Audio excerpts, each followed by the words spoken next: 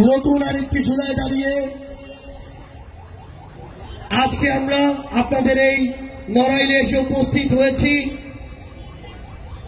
একটা অভ্যুত্থান ঘটার পরে আপনাদের সামনে এভাবে রাজনৈতিক দলের একটি অংশ হয়ে আমাদের দাঁড়ানোর কথা ছিল না, কিন্তু আমরা যখন দেখছি যে এক বছর যেতে না যেতেই আরেকটা জুলাই আসতে না আসতেই ঠিক আগের মতো প্রত্যেকটা জায়গায় একইভাবে চাঁদাবাজি হচ্ছে, আগের মতোই মাদকের সিন্ডিকেট গুলো চলছে, আগের মতোই দুর্নীতির আখড়াগুলো চলছে, আগের মতোই বিভিন্ন জায়গায় তোষামতি তেলবাজি এই যে কালচারগুলো, এই কালচারগুলো বিভিন্ন সরকারি অফিস আদালত থেকে শুরু করে প্রত্যেকটি জায়গায় চলছে।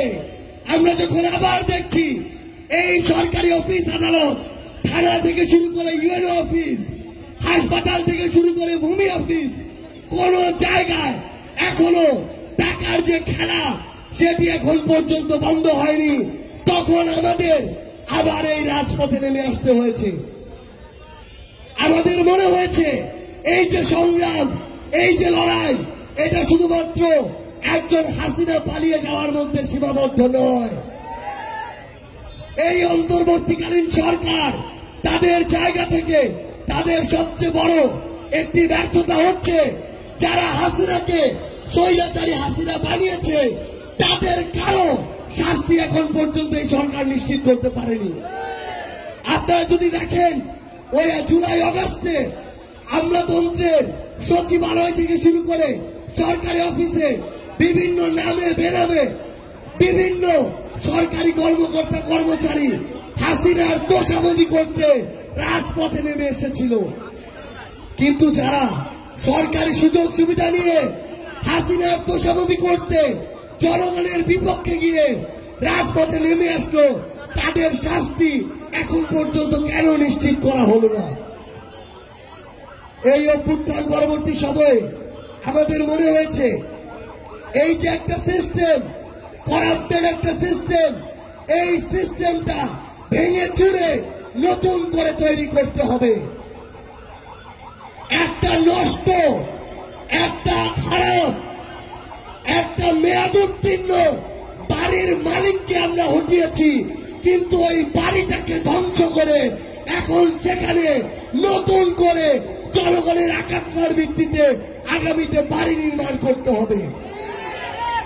আমাদের অনেক কাজ এখনো বাকি, এই জন্য সবকিছু বলে গিয়ে আমাদেরকে এই রাজপথে আবারও নামতে হয়েছে।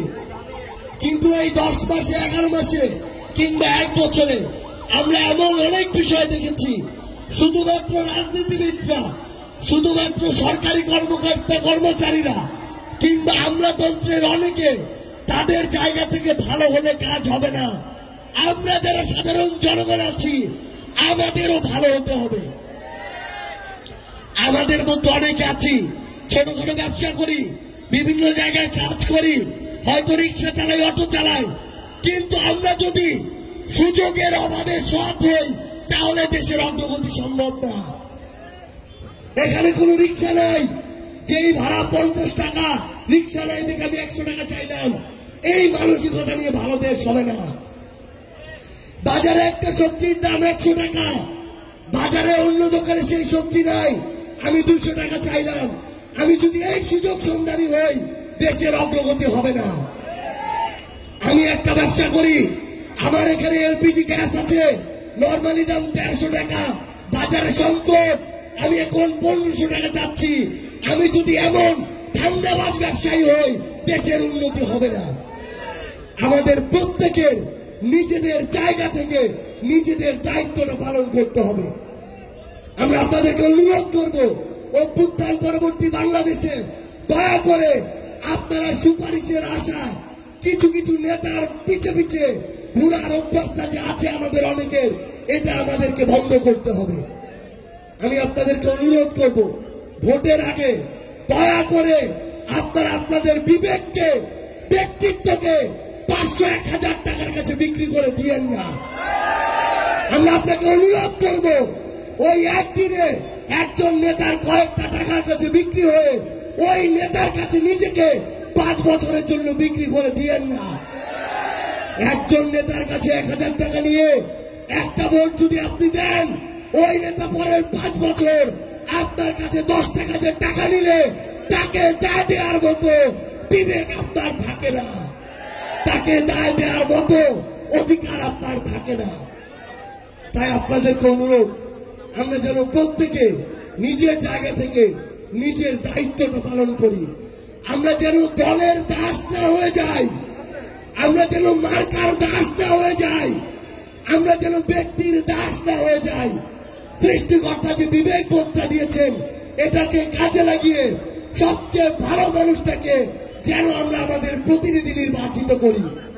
আমরা যদি একটা কাজ করতে পারি, আমরা বিশ্বাস করি আগামীতে আমাদের স্বপ্নের বাংলাদেশ আমরা ঐক্যবদ্ধভাবে করতে পারবো। সে পর্যন্ত যারা সত্যের পথে থাকবেন, ন্যায়ের পথে থাকবেন, আপোষহীন থাকবেন, আপনাদের সাথে আমাদের আবারও দেখা হবে লড়াইয়ের রাজপথে। অথবা বিজয়। ইনকিলাব জিন্দাবাদ।